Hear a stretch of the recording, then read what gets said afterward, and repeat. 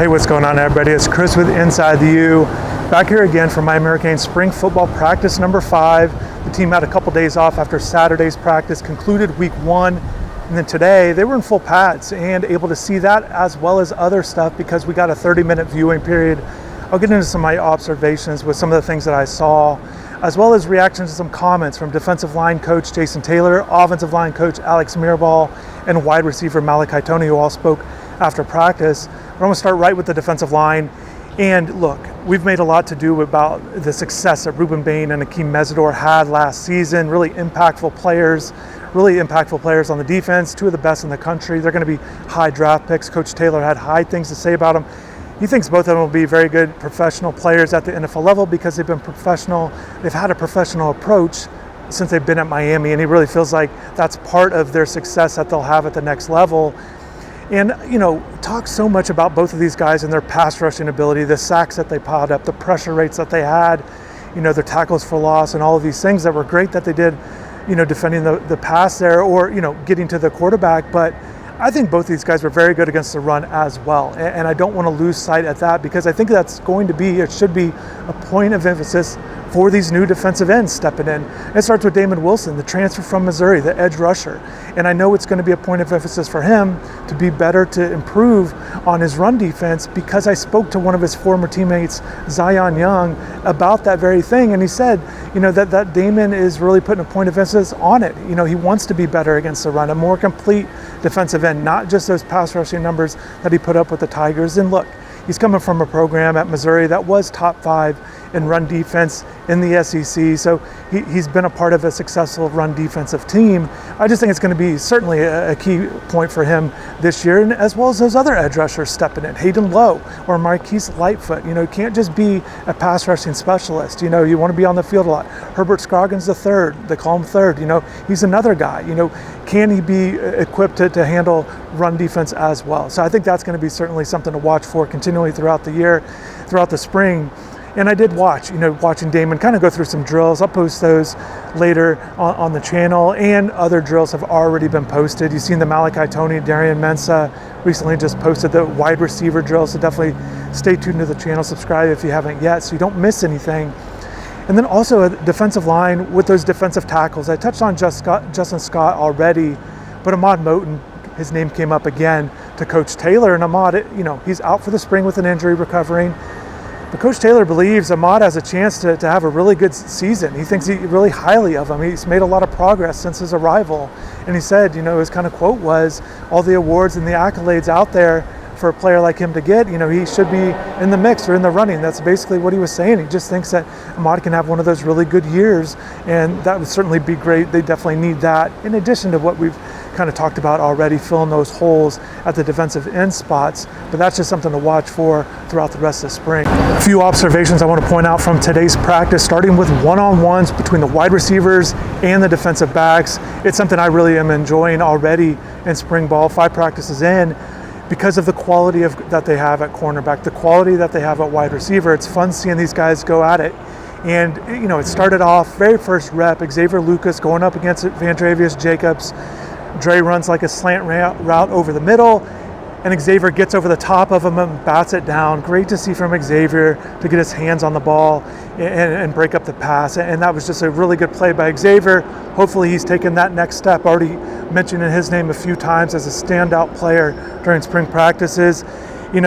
Elijah Lofton came up with a nice deep catch on Dylan Day, which was great to see. You always want to see Elijah make some catches and be more productive than he's been. So maybe he's going to continue to take that next step as he tries to increase his production from last season. Another guy that had a nice pass breakup, and Bryce Fitzgerald guarding Malachi Tony. Not easy. Malachi's lined up in the slot. Bryce really does a good job sticking with him, and then closes the space between Malachi and the ball when the ball was in the air in the end zone. Bryce didn't have to turn around and bat it down. He just closed that space and the ball hit him and he batted it down. So really good play by Bryce. A guy that I believe is going to be best suited for this team, the way I see it right now, in that nickel spot, filling in for Keontae Scott. Now, Bryce can play as a true safety in the back, but I just think his playmaking ability, his ability to intercept passes, or what we saw last year and what I've seen from Corey Heatherman's defense while he was at Minnesota, being able to blitz off the edge, being able to stop the run, just do different things. I think Bryce is a guy to really, I think hopefully he kind of molds into that spot, because I think his skill set, I think he's the best suited for it. But we'll see how it goes the rest of spring. He's been in there a little bit, or he's been in there now throughout this first week or so, but we'll see how it kind of progresses throughout the rest of spring. A couple other notable catches on some one-on-one situations. Thought it was good seeing Cooper Barkay kind of, again, slant route to the inside, makes a nice catch. Van Spafford also had a nice catch on the inside. And then Samarian Wingo on the very last play of one-on-ones, catches a deep pass. I didn't see who threw it. Caught a deep pass on a walk-on cornerback, but comes down with it in the end zone. Again, they're lining up around the 30 or 40-yard line, so good to see Wingo haul in a deep touchdown. Then from there, they move to a drill inside the 10, right around the 5 there, where basically you set up 2 receivers on the left and the right side. And, just seeing Malachi Toney lined up in the slot, Dalen Upshaw on the outside, watching those two work. And the very first pass from Mensa was Malachi goes to the corner and comes down with it. And a nice touchdown catch. And I think that you're going to see that. I think you're going to see, Malachi, again, score touchdowns in different ways. It's not just going to be him catching and running into the end zone. I think he's going to be able to be a red zone threat. The way I see it, I think he could be a double-digit touchdown guy catching touchdown passes. And that's, easier said than done. It's very hard for wide receivers to rack up the touchdowns. I just think with Malachi's ability, and I do want to mention, I mentioned it earlier, just as great as he was last year, as good as he was in practices, I feel like we're seeing a little bit more from him, or at least I am. And that's because we didn't get to see a lot of practices last year. We didn't get to see the progression of Malachi Toney throughout the season, the way he kind of kept getting better in practices. So seeing him out here, he looked really good. He also, there was a play right near me on the sideline, just on air, but just his ability, his catch radius to haul in a pass that was over his head, but he was able to track it down and make it look easy. And I think that's the best way to describe how things have gone so far with Malachi in these first 5 practices. He just makes it look easy, and that's the best description for any player, to be able for them to be productive, but for them to make it look easy, especially plays that aren't easy. So Malachi's been great so far, great today from what we saw during the viewing period. A couple other notes with the wide receivers, all these new guys are going to have to be good at blocking, and they're trying. They're doing some quick throwing drills, and Cam Vaughn was called for a holding penalty on it. He's got to get better at that, some blocking things for his fellow receivers. Van Spafford essentially tackled a corner on one. He got flagged for it. But we did see some other physical stuff too. We saw O.J. Frederick give a late shot out of bounds to new wide receiver Dre Jacobs, who got up and took a swing at him too. So they kind of got into it and had to be separated. But it's just, the feistiness from both players, both sides, but the physicalness needed at wide receiver is really showing with these new guys. They're going to have to get used to it. They're going to have to understand what it takes here. Alex Mirabal spoke to reporters, and then Malachi was next. And as Alex got up from his seat, he pointed to Malachi and said he's the best blocker on the team. So that just shows you what they're expecting from the wide receivers, as we touched on a lot last year, how those guys were such good blockers. So they need that physicality at wide receiver with this group, and they're going to have to get used to it. And this is a great time to do it during spring ball.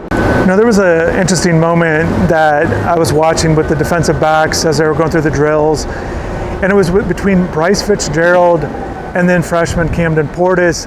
And, essentially Bryce was giving him instructions and helping him out, coaching him up, essentially, kind of giving advice. And I see it, and I think back to what Clinton Portis told me a couple months ago about Camden and him getting here. And that was one of the things he said was, follow those guys. Follow Malachi Toney and Bryce Fitzgerald, because those guys are really successful as young players. So follow them and watch what they do.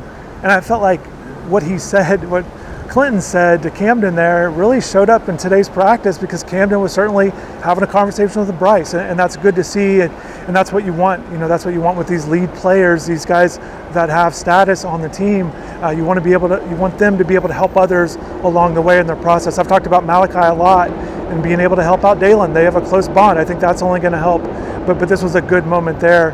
I do want to point out too, something that we've watched since we've been out here for viewing periods, but it's not something that I've talked about because there's not a lot of excitement with it, and it's special teams. Essentially, they're working on it. They're working on punt blocks, or punt coverage, or angling around a pad to have a good angle, or whatever it might be, giving your hands in the right spot on a punt block. So they are working on special teams things, doing drills in the early portion of practice during spring practices, and they're doing it a lot. It's not just kind of thrown in there, but it's something I haven't been mentioning, but I just want to throw that out there.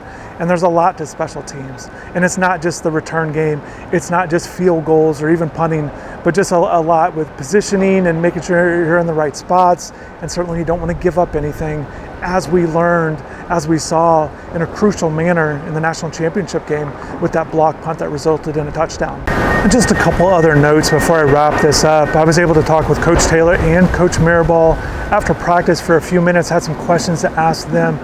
So definitely check out what they had to say in totality on the website there, InsideTheU.com. But with Coach Taylor, I was really fascinated in, essentially the love of the game. He spoke about it. Coach Mario Cristobal has spoken about this. How do you find players? Essentially, it's such a hard thing. How do you find players that really have that true love of the game?